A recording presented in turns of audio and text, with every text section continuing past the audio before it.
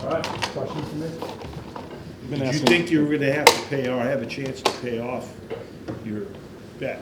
Beginning, when you made the bet, did you think you were gonna be the one that would have to pay it off? Obviously. I mean, I think I didn't want to make the bet and go into it thinking like, man, I hope this kid doesn't get 2,000 yards rushing. I really hope he doesn't do this. I wanted him with my whole heart to break however many yards he got, and really help whatever I can to do to get him there.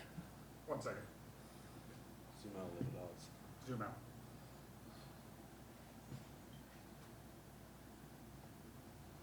Good here. Sorry. You happy that Ash is going to cover the cost of that thing, or? Yeah, I mean, I kind of had a guy that I was talking to. I didn't know if he was going to do a deal or anything like that, but at least I know I'm not paying for it now, so that's pretty sweet. What would it mean for you to have that number be above or at 26, 28? I mean, that's the all-time mark, obviously. So. I mean, it would be phenomenal. I mean, as offensive linemen, we don't get stats. The only stats we get are negatives. How many sacks you let up, how many games you missed, how many, tackles for loss this guy has against you. But I mean, his stats are our stats. So whatever he gets, kind of reflects on us too. I mean, he's a phenomenal player. He does his own thing. He gets majority of his yards himself. But I like to think that we help a lot too. Why was it the tattoo for you? Like, why was that the thing? And why are you cool? I mean, I know you got some already or whatever, but like, why was that the thing that you were like, okay, this is what I'll do? Well, yeah, like you said, I love tattoos. I got quite a few. I'm just trying to get more, and I think being able to be a part of something that's this historic, what's the word? Just putting it on myself for the rest of my life. I think something I'm going to be proud of and tell my grandkids whenever I see them. Is it just going to be the number? Is it going to be him hurtling over the number? I mean, what have you thought about the design? Yeah, so I'm just going to get a number, however many yards he gets, and then his signature right below it. You're back, you've been back, what, 2 games you've played? Yes. Mm-hmm. How do you feel both rested, but in sharpness, and where do you think you are right now? I feel solid. Missing football for that long, obviously, is going to take a little bit to get back into the swing of everything. But, I mean, I felt like even while I was injured, I was doing my best to stay locked in, stay focused on meetings, and try to learn as much as I can to help those guys learn. So I feel like I'm feeling solid right now for sure. Been asking a couple of guys this, but I mean, not a lot of people are giving you guys a chance in this game. You're double-digit underdogs. Like, what does that kind of fire you guys up when no one's really giving you a chance? Yeah, for sure.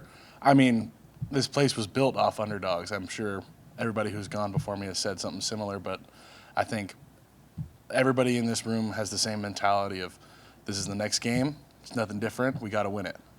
I don't know if disrespectful is the right word, but I mean, you guys feel pretty good about what you've done this year and who you've beaten and your record this year. I mean, are you surprised, I guess, more people aren't giving you a chance? Or?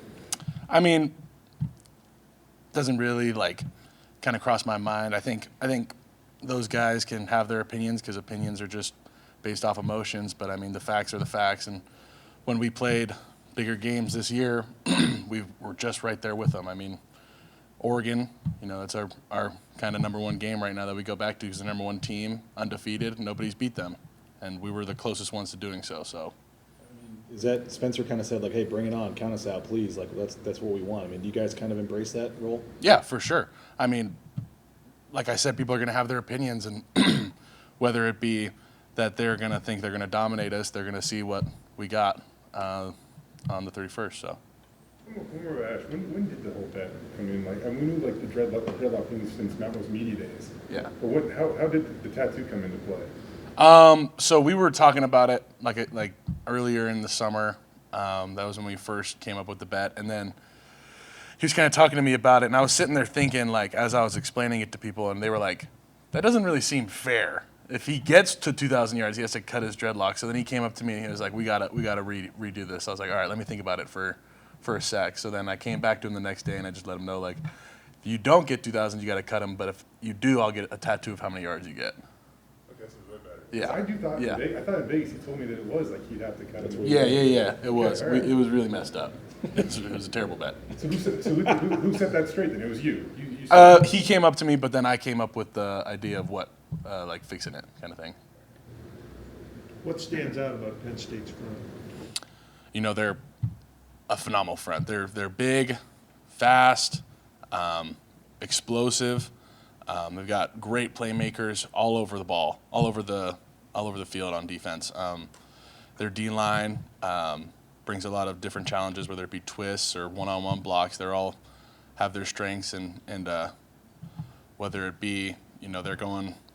I don't want to get into the football detail stuff of it, but I mean, they're all phenomenal players for sure.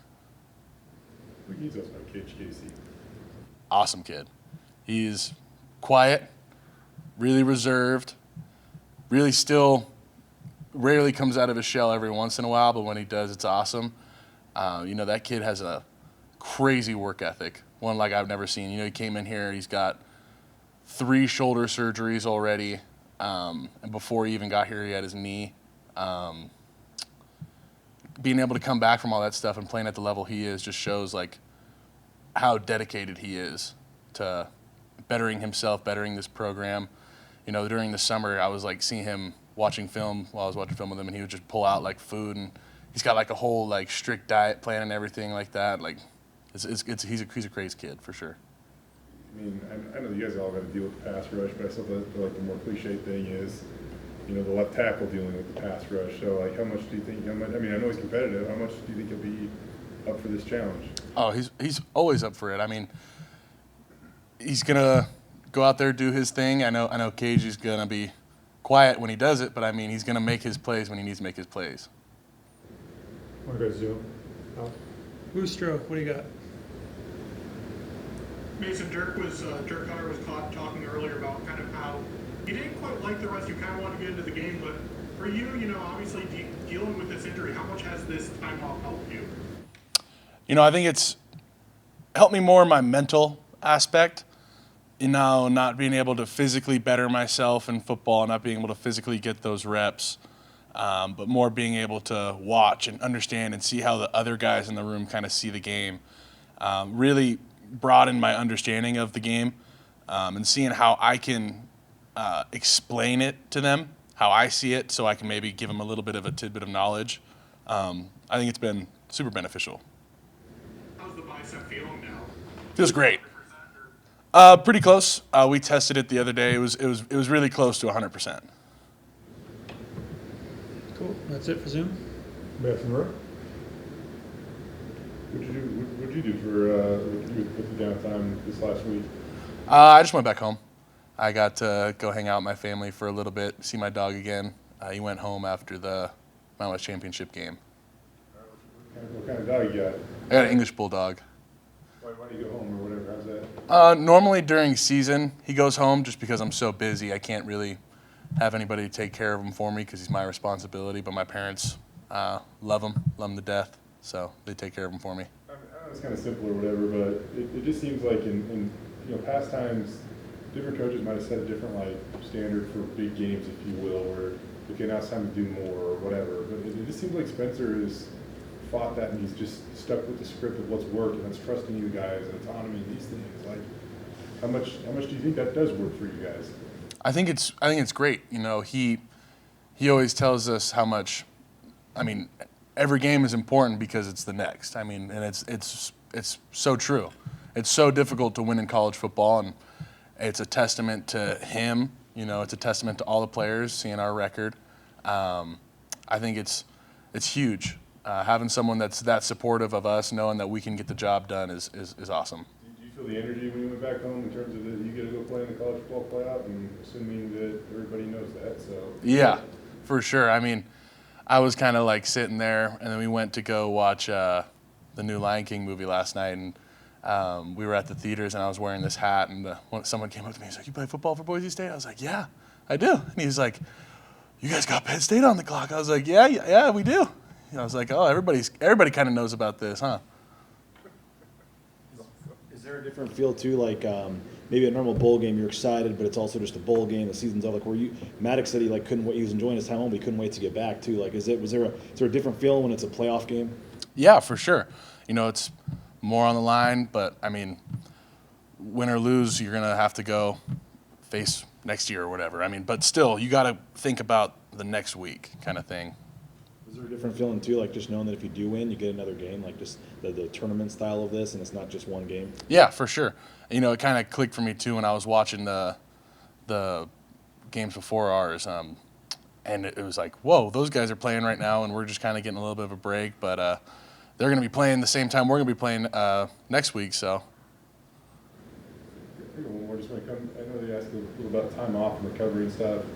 It probably seems like you have been sprinting to like meet a deadline. And now that you had a couple of weeks where there wasn't a game, were you able to approach like a day a little bit differently, or maybe just like feel like you even breathe a little bit there, where you weren't just like sprinting to meet that deadline of getting back to Oregon State or whatever?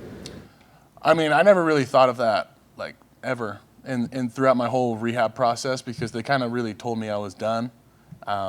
They told me my season was over and I was just going to go about my day and attack it every single day the same day like I can. You know, whether it be showing up for rehab, showing up for meetings, I think you can't really take those days off, especially in the middle of the season when there is such a big game coming up. You can't let your foot off the gas. What do the docs say about you? You say you're back to 100% or whatever. Like, what's their reaction? You might be like a new example of how this can actually be done, I would assume. Yeah, I mean, he was just kind of fired up for me. He stands on the sidelines during the game, and he was like, "It's awesome seeing you back." I was like, "Yeah, thanks."